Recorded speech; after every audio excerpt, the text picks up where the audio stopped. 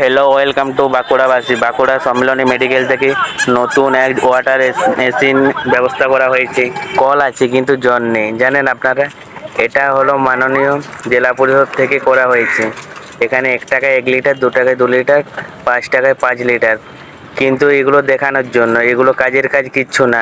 আমি তাই একবার 2 টাকা দিয়ে ট্রাই করে দিলাম, কিন্তু এটা পয়সা কয়েনটা ঢোকালে পয়সাটা রিটার্ন চলে আসছে। এগুলো মানুষকে দেখানোর জন্য করা হয়েছে। এগুলো এখনো পর্যন্ত কোনো কিছু চালু করার কোনো কিছু ব্যবস্থা হয়নি।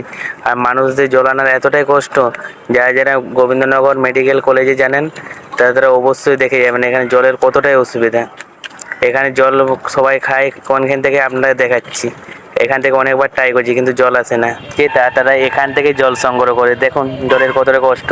আর এগুলো দেখাবার জন্য ভিডিওটা সকলে শেয়ার করে দিন, যাতে রূপনীয় জেলা পরিষদের কাছে ভিডিওটা পৌঁছায়, যাতে কিছু একটা ব্যবস্থা হয়ে যায়। সকলকে শেয়ার করার জন্য অনুরোধ রইল।